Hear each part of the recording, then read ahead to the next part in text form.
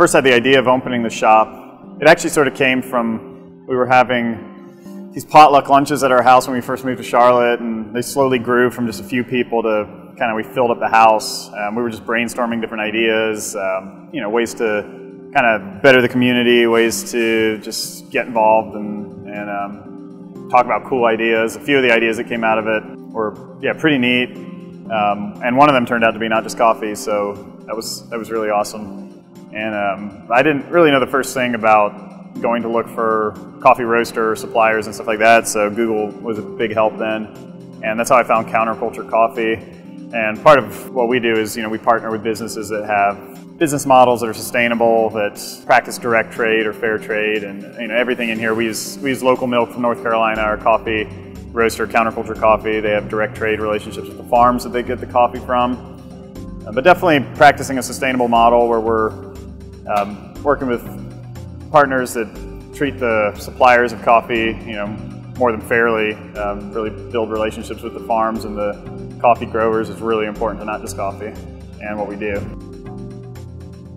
First time I ever had a pour over coffee was when I met up with Brent Hall, who used to work with Counterculture, and started going through some training and just learning a lot about coffee. Education's a huge part of their business model. And the first time I had a pour over coffee and I saw just how the beans were ground fresh per cup, and just brewing a single cup of coffee, you know, specifically for me, was just really impressive. And at the time I was just thinking, you know, what kind of equipment do I need to brew coffee? And that was more the angle I was coming from. But as soon as I saw that, I knew that that's exactly how I wanted to brew coffee in the shop. And it's just so personalized, it's so fresh, and it's really, once you have a cup of coffee that's done like that, you realize that most other coffees just pale in comparison. So we only offer pour over coffee here. And that was one of the decisions in starting the shop. A few people were telling me, like, you know, you're gonna have to offer big batches of coffee. People are gonna come in a hurry. You're not gonna be able to stop and wait, and people aren't gonna want to stop and wait, especially here in Charlotte. It's a different type of city, different mentality, different food culture.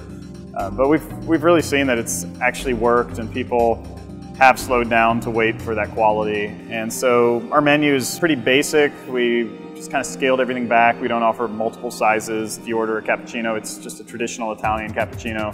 It's a 6-ounce drink. We're using just single origin coffees for our pour over.